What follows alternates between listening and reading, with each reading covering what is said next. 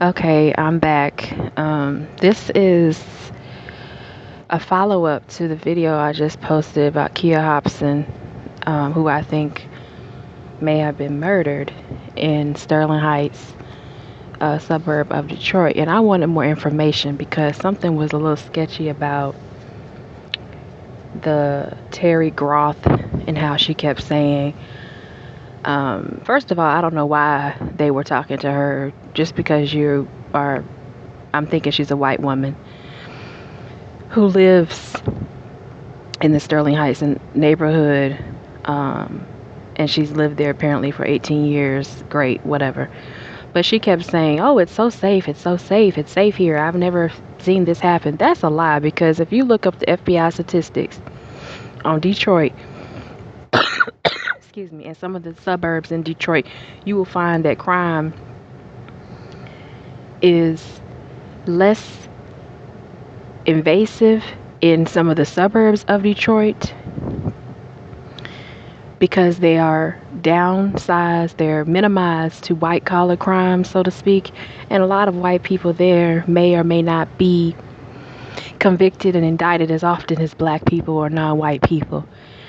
So they call them white collar uniform type crimes and stuff like that. So if you look up the worst suburbs in Detroit, this article by Thrillist, it came out 2 years ago, February 18, 2015. And I went to this article. It's the last thing on the list when I did the Google search for crimes in Detroit, and specifically within the Sterling Heights suburb. So the title was "Does Your Detroit Suburb Suck? An Investigation" by Nicole Rupersberg. Gives her information, published February 18, 2015. So the first paragraph, saying you're from, quote, from Detroit doesn't always mean you're from Detroit. And that's the same way in any major city. Excuse me. There's a massive expanse of Metro Detroit known as the suburbs that may root for the Red Wings and whatnot. But make no mistake, is okay, she can't write. But make no mistake, it's most assuredly not Detroit. Each of these towns is unique in its own way, but the question is, do they suck? I don't know what that's supposed to mean. A fascinating question indeed. Let's investigate.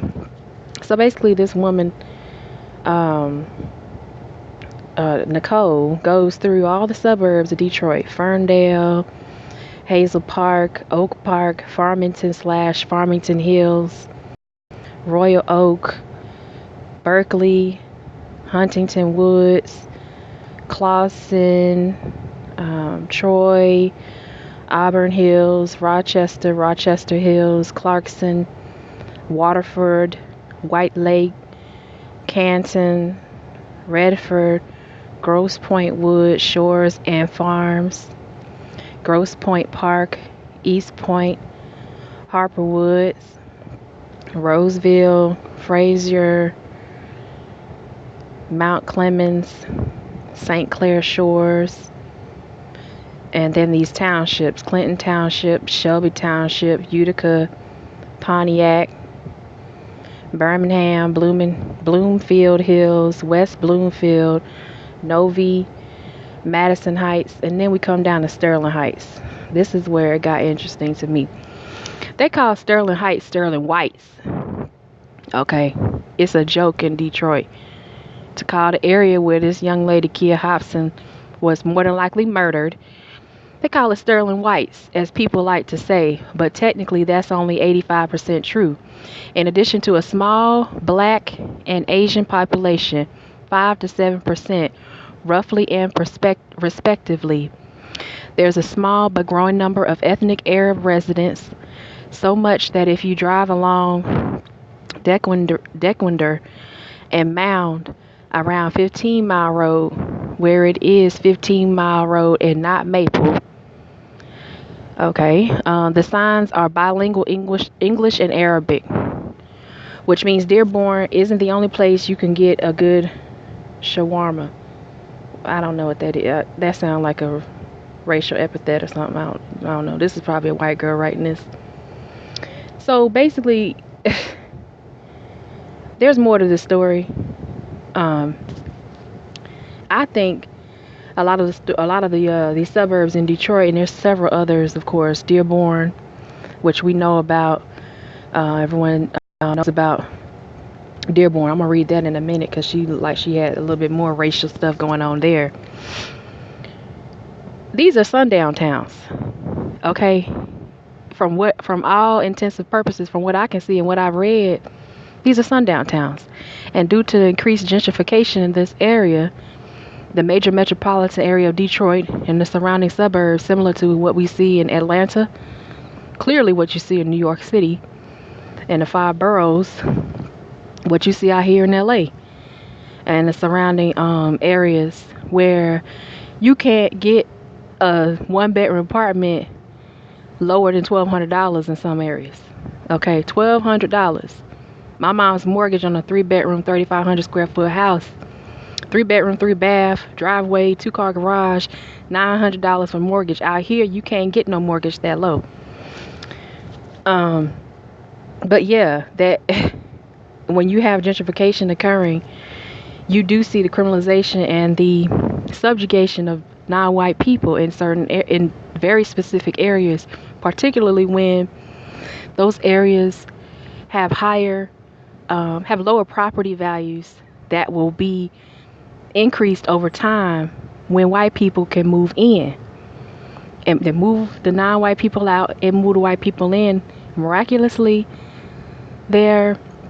seemingly miraculously, the property values go up when white people come in. Now, that doesn't mean the crime rate goes down, because we know white people commit more crime than anybody. But I'm not saying this is the reason why this girl was probably killed, but it is something to think about. So when they talk about Dearborn, she goes on to say, if you live in Dearborn, you are probably Arab descent. And you are definitely sick of being asked if you know any terrorists or if one of your relatives owns a gas station.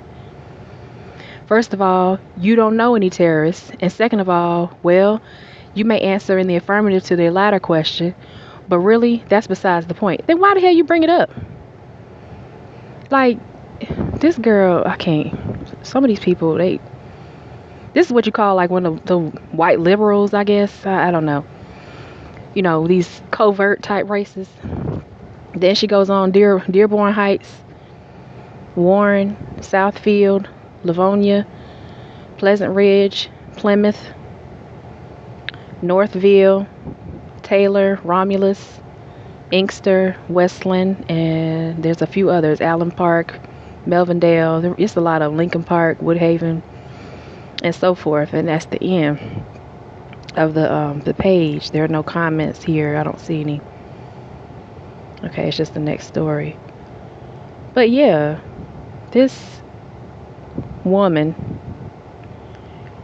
has put this article out. This came out last 2015, not too long ago. And if you look at each suburb, you can see where the gentrification is occurring. You can look at the tax records. You can look at voter records and see who they voted in the particular areas. You can see what policies are being pushed in certain areas. I hope that people take notice of these types of things and recognize that it's not going to stop unless black people, non-white people, particularly black people, because other people can hold their own nuts as far as I'm concerned, but black people have to get their economics together and get themselves together. We don't need to be unified with everybody, every coon Sambo out there in the world, whatever, and Bedwench and all these other people, but people who have sound mind and who are interested in black empowerment and economic empowerment and fighting this type of system of white supremacy. You have to know these certain things. You have to search for things and try to obtain knowledge that you may or may not be, that you might not be comfortable with. just to understand the landscape that you're in. I know that the Jedi, shout out to him, and I think he has the other channel, the Jedi Revolution. He talked about knowing your enemy, your environment, and your condition. Okay, we know our enemy, but if you don't know your environment, you just don't really understand how destructive and insidious your enemy can be if you don't understand the environment you're living in. And therefore, your condition doesn't seem as bad as it really is. So I hope people take heed to looking up different things. Maybe this will start a conversation. I don't know. If you want to share this article, please do so. And I hope that I was able to bring more valuable information to you all. Like, comment, subscribe, share, and I'll see you in the next video. Thank you.